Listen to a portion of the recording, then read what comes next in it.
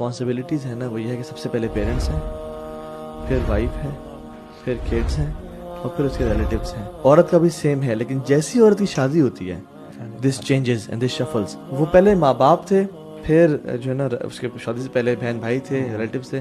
جیسی شادی ہوئی ہسبینڈ آگے ٹاپ پہ، کمپنی بدل گئی ہے، کمپنی بدل گئی ہے، ہسبینڈ سی ای او چینج ہو گیا ہے، سی ای او چینج ہو گیا ہے. اور دوسری بات ہے اکثر خواتین کیا کرتی ہیں، یا تو ابھی بھی ماں باپ کو رکھا ہوا ہے یا ابھی بھی اولاد کو سب سے پہلے ہے، یعنی اولاد سیکنڈ پہ آتی ہے. اللہ تعالیٰ نے بتا دیا ہے کہ مرد قوام ہے، تو مرد کو جو ایک سٹیٹس دیا ہے نا، جب تک ہم اس کو پہچانیں گے نہیں. میرے اس میں بھی دو چیلنجز ہوتے ہیں، ایک یہ کہ خواتین مرد کو قوام مانے اور مرد قوام بن کے دکھائے. اچھا اس میں میں چاہوں گا یہاں پہ ہم ڈسکس بھی کر لیں قوام کی ڈیفینیشن ایگزیکٹلی، اس کو بھی ڈسکس کر لیں. قوام کا مطلب مرد پتہ کیا سمجھتے ہیں، کوئی چودھری آ گیا سارے بیٹھ جاؤ سب چھپ جاؤ ڈر جاؤ، ٹھیک ہے ابھی ہر کی میری خدمت میں لگ جائے. یہ قوام کا مطلب نہیں ہے.